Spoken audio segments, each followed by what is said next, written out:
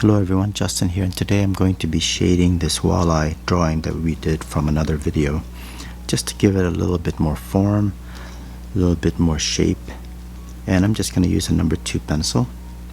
And first thing I'm going to do is I'm going to darken this mouth area a bit more, and I'm just going to improve the shadows a little bit more by making the whole area down here, the bottom of the fish, a little bit darker, maybe even blacken it.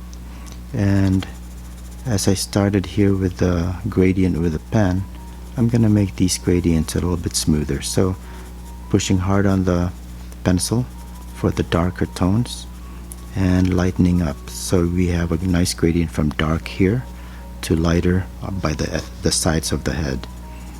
And by adding these shadows, darker tones, you can start adding shape to these areas so that you can tell that it's not a flat surface.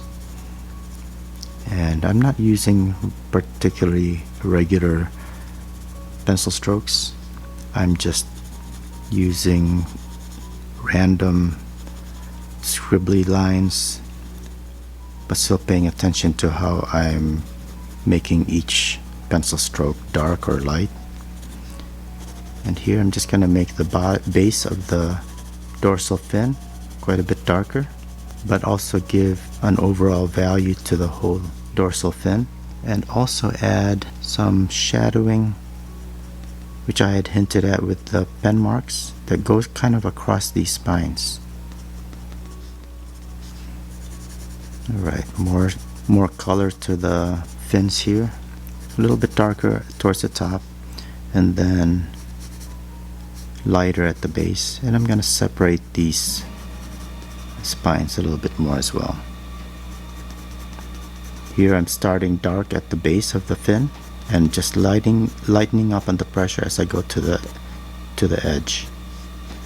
Right, so I'm gonna make this whole bottom part dark right here, because this part is not catching the light all the way across here, and then this part will be kind of catching the light actually. So I'm going to make this part here at the bottom of the tail a little bit darker, and slowly let go of the pressure to make lighter tones, and make this whole edge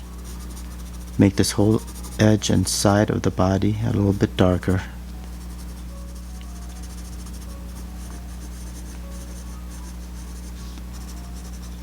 And I'm gonna just leave this whole upper area a little bit light, just the color of the paper.